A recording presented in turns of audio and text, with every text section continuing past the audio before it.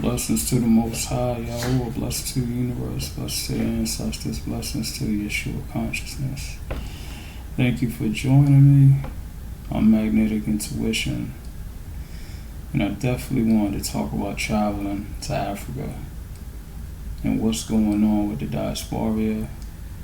And I've seen so many opinions on it. And I think it's time for me to definitely put my opinion on what's been going on. Alright, so let's get to it. So, anyone that knows me personally knows I love to travel, right? That's like my life, right? That's what I do. It's always been a dream of mine since I was a kid, right? So, when I first started traveling, it was like when I was maybe 4 or 5 years old, and I was to Dominica. So my mom, she's from Dominica, and I also went to St. Thomas. My dad's he went to school in St. Thomas. So those are the first places I traveled to. Like I left the country at 4 and 5 years old, which is a good example. That's a great thing to do if you have children, right? You want them to get that experience early. So even though they're so young, they could still pick up on so many things, you know? Just having your child in different environments is only going to grow your child, right? Even as an adult, same thing, right? But the younger you train your kids about being in different environments, you know, the more your children are going to be able to pick up on different people, different ethnicities, different languages, and etc. So we must experience life, and traveling is a big component to that, right? So I first started off traveling like super heavy when I was working, right? For work, right? 2016, right? Was when I got a traveling job, right? I'm sorry, 2015. So in 2016, I decided to go to Europe, where I have family in London. And it was a good experience. In the UK, it was a good experience because when I went out there, it was for the Caribbean Carnival. So it was a great experience. I enjoyed it. After the carnival, London wasn't as fun, of course, you know, but it's all good, right? So I went out there for 3 years straight. But while I was in London, my cousin I was staying with, she mentioned like, hey, you should go see other countries. They're right next door. So I went to go check out Amsterdam, the Netherlands, for 4 days, and I went to Dublin, Ireland. Then afterwards, where else did I travel? I traveled to Paris for 2 days. So I went to Dublin for 4 days, Amsterdam for 4 days, I believe, and Paris for 2 days, right? And it was great. I had a great time. I liked Amsterdam more than any of the other countries, right? It was amazing. Then the very next year, I decided, I need to go to Africa. I need to go to the continent. It's time to go to the motherland and see what's up. So I had to like really pull some strings doing that because I didn't really know anyone. One of the guys I used to know, he was Ghanaian and but he lived in Germany. But at the time, I think he was living in Atlanta. So he was like, I could connect you to my boy. He lives out there, and you pay $50 a night. He has a mansion and everything. I was like, all right, bet, let's do it, So I went out there to Ghana, I went out there to Tanzania, and I went out to Kenya for 1 night. Yeah. And I went to Morocco. Went to Morocco for 5 days. And when I went to Morocco, it was during Eid. So Eid is a holiday where families stay inside like the whole day. It's like a Muslim holiday. And man, when I tell you, when I was in Casablanca, the street was empty, like for real, for real. And no one anyone that I saw, they barely spoke English, right? Because the French colonized them, right? So they have their own two languages, and then they spoke French. And then there was some people that barely spoke English, but it was cool, right? Beautiful place, beautiful people, right? So my experience in Ghana was amazing. Staying at my homeboy's bro place was amazing, right? He made it a good experience, you know. Stayed at a mansion. We went out here and there, and I really got the vibe of feeling what Ghana was, you know, Accra was like. So that was pretty dope. You know, then went to Tanzania, and that was a cool experience too. I think Ghana is more upscale than Tanzania. I'm sorry, than Dar es Salaam, but Dar es Salaam is beautiful. It was beautiful as well, you know. But my experience at that time, it looked like Ghana was just more upscale, which is okay. I'm in a whole different continent, two different countries. That's fine. And in Kenya, I went there for one night, and I partied that night, and I got taken advantage of. And I'm gonna talk about it on another video. I gotta talk to my Kenyans. I gotta talk to my Kenyans. We're gonna make a video just for Kenya. How about that? I rock with all Africans anyway, so it's all good. So let's get on to why African Americans, so-called African Americans, Caribbeans, the African diaspora, why they leave Africa after visiting and staying there. You know, because even with my mindset, I was like, I'm gonna move to Africa. And that was my plan. That was my biggest plan. Like, I'm gonna move to Africa, and I'm gonna start a business out there and just live, enjoy it. And I did go to Africa from 2016 to 2023. So I had enough time to figure things out. In 2023, I took a trip. If you haven't seen any of my videos, I took a trip for 7 months. I was in Africa for 7 months. So I took off for work, went out there for 7 months, spent 3 months in Ethiopia, and then I started traveling around. Went to South Africa for 2 months. Went to Zambia for a month. And then the rest of them I just cut it up because I had been to Tanzania before, I had been to Rwanda before, I had been to Kenya before, I had been to Uganda before. So those countries I just cut it up to 2 weeks each. So that's how I was moving. And unfortunately, while I was out there, I was being surveillance and I was being targeted, right? That's what my page is about, being targeted mainly.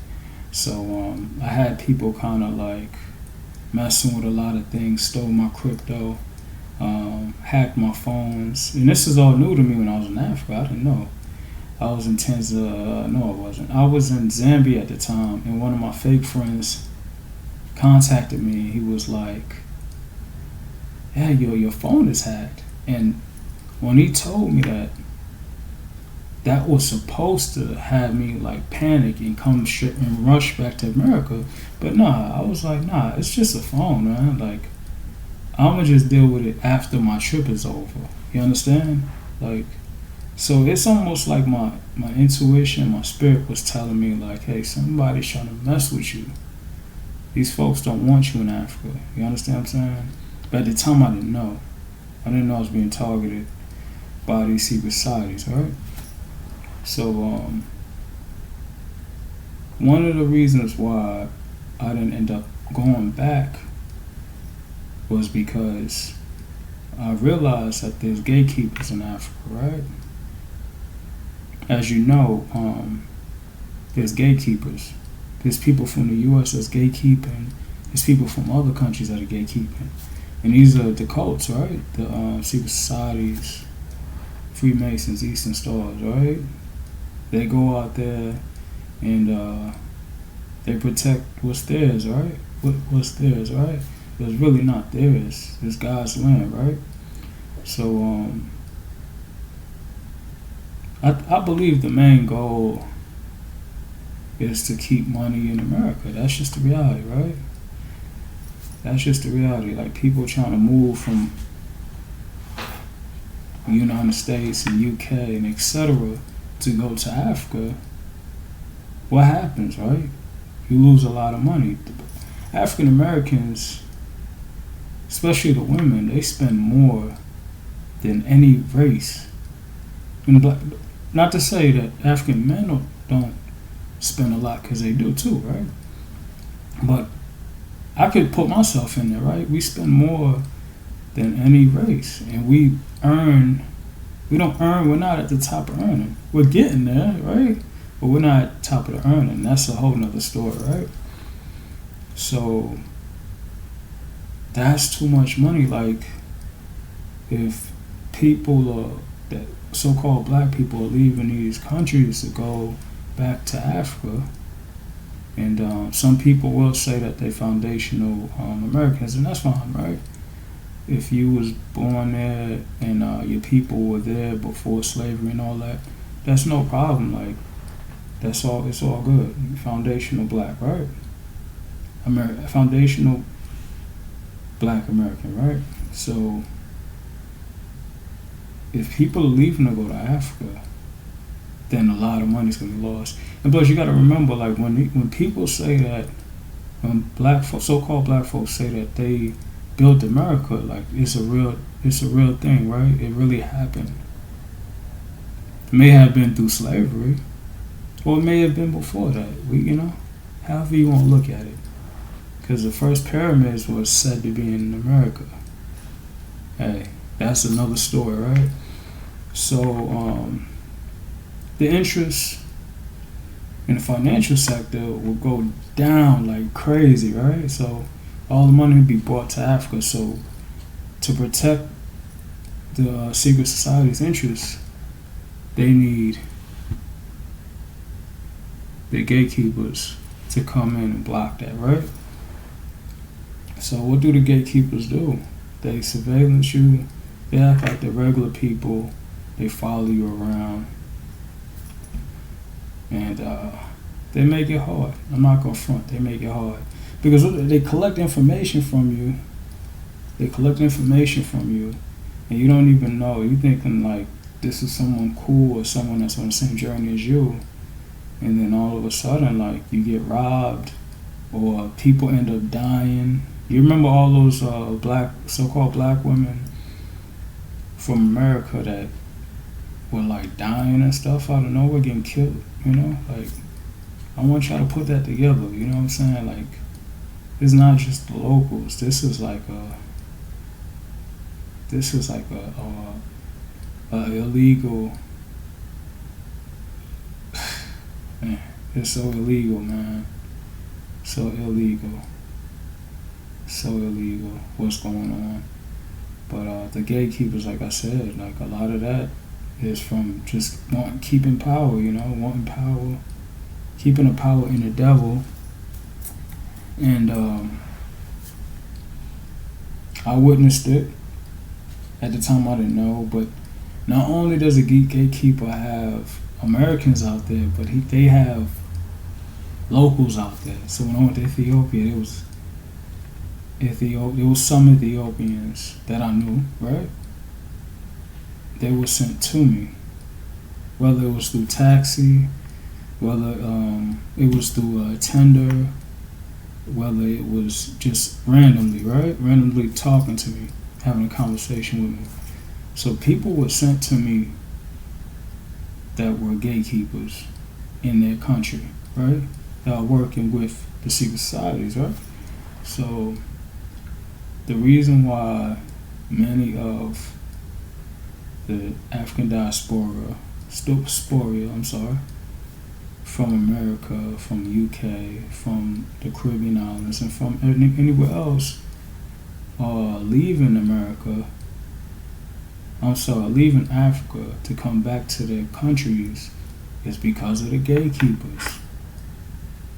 Because the gatekeepers are sabotaging them, saying negative things about those people, stealing from them, committing crimes against them. You name it. You name it. You name it in the book, and I could guarantee you, intel, So,